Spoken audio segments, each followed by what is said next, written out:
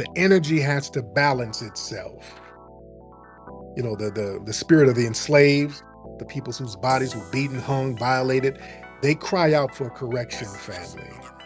And that energy, it finds vessels. And sometimes, family, that energy can even tap into some of the white people. Sometimes that energy finds a John Brown entity out here, family. Do you understand what I'm saying? Sometimes that energy might find a John Brown entity to kind of act through, to carry out some ancestral retribution. It's heavy. What's up, everybody? This your boy, Bless the Best, coming at you once again from an undisclosed location somewhere deep in the state of Georgia. And I'm coming to you after a rather long hiatus with some real good game for the family this morning. Okay, unless you've been under a rock somewhere, I'm sure you noticed the recent wave of white supremacist violence that has swept through the country, right? And I'm sure you see the constant reaching for some reason to blame black society for what's going on. But we just laying back, sticking together, getting our money, staying out the way, and watching the beautiful, glorious work of the ancestors at work all around us. So that brings me to this point. The recent shooting of white supremacist podcaster turned into white martyr Charlie Kirk has got the media and got everybody going crazy. But the other night, I was listening to Tariq's broadcast, and he started breaking down what he calls ancestral retribution. And I totally agree with what he's saying on this video. So, right now, I'm gonna cut to this video and listen to my brother Tariq cook on ancestral retribution. They know. I want y'all to understand that I've been telling people that the ancestral energy now, the spiritual energy, is very retributive. It's a retributive, justice-seeking energy that's out here right now. Boy, them black ancestors, they're not really playing around. You understand? I want y'all to really feel me on this. See, spiritual justice, that transcends flesh and blood. See, white supremacy, they operate in the physical realm with laws, chains, bullets, propaganda. That black ancestral energy operates in that spirit realm. It's timeless and boundless. Ladies and gentlemen, this is why we see plantations set on fire. We see floods wipe away old plantations and lightning strike down plantations. We see white supremacists like Hulk Hogan kick the bucket after their career falls off, after they've denigrated our lineage. See, when that spiritual debt accumulates through centuries of anti-black hatred, the energy has to balance itself. You know, the spirit of the enslaved, the peoples whose bodies were beaten, hung, violated, they cry out for correction, family. And that energy, it finds vessels. And sometimes, family, that energy can even tap into some of the white people. Sometimes that energy finds a John Brown entity out here, family. Do you understand what I'm saying? Sometimes that energy might find a John Brown entity to kind of act through, to carry out some ancestral retribution. It's heavy. See, sometimes the ancestors might speak through the unwilling. You know, sometimes justice might not come through conscious warriors, but a lot of unwitting vessels. People who don't even understand that they're acting out a cosmic script. You understand? So people look at the optics of a white man allegedly killing a white supremacist.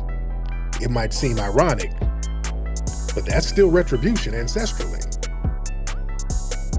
Because you got to understand, some of these people, they might have a conscience, and the ancestors look for a conscience.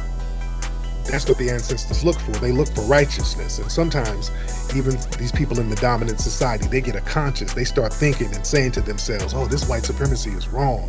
This subjugation is wrong. You start getting a certain level of consciousness, and then the ancestors will say, hey, okay, this might be somebody I can kind of whisper to and have them produce some justice too. Yeah. See, sometimes karma doesn't discriminate by skin, only by intention. See, spiritual retribution doesn't care about, where it's going to get justice or how it gets justice. It's going to get justice. It's all about moral frequency. And the blood of the enslaved people, that transforms into an energetic force. So that energetic field, it just doesn't inspire Black people to rise, but it causes white systems to collapse from within. And it starts to compel betrayal and infighting and even destruction among the oppressor class. Yeah? So a lot of the white on white karma, that's often triggered by a lot of Black ancestral spirits. Just like hurricanes, they're fueled by those slave passages. Dick Gregory talked about hurricanes usually travel in the same path that slave ships travel. That's energy karma. And it hits those first slave ports. Those are the main places it hits. It hits the first slave ports. See, karmic storms, they're fueled by spiritual injustice. So a lot of white on white violence, it might happen in the context of white supremacy. Many people don't realize that the Black ancestral spirits are the unseen catalysts whispering in the minds of the disillusioned. Going back to John Brown, y'all got to understand John Brown, the sister, it was a Black woman who kind of put a battery in his back. For those who don't know, John Brown was a white man who led an insurrection. It failed, but he tried to lead an insurrection during slavery against slave owners. And it was a Black woman, a foundational Black American sister, who was in his ear. A root woman, by the way, Mary Ellen Pleasant from out here in California. And she was funding him too. She was a rich sister too. But she was kind of putting that energy in his ear, you see. But with some deep stuff out here. And listen, I want y'all to understand, a lot of spiritual energy, it redirects violence back to its origin. See, energy can't be destroyed. It can only be redirected. So a lot of that anti-Black hate that Charlie Kirk and others like him, you pushed on the world, it didn't vanish. That shit boomeranged in an unexpected form. And that shit circles back, sometimes through white hands. That's why y'all notice a lot of killings in the white community come from white supremacists. Y'all notice that? Just like that trans person who shot up the school not too long ago. And not just him. You look at most of these mass shootings in the dominant white society, it's always somebody with white supremacist views. They got some manifesto spewing some white supremacist nonsense, and then something happens and the ancestral energy turns on them, and then they implode on themselves. Always happens. But I want y'all to understand, the ancestors, they often use irony as a spiritual weapon. See, there's a long tradition in our ancestral history where we've used irony on their ass. Slave owners dying from the very herbs of their enslaved. Races being saved by Black nurses.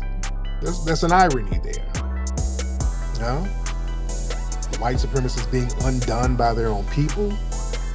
So that's a signature move of the ancestors. See, the retribution is it's a poetic, humiliating thing for the offender.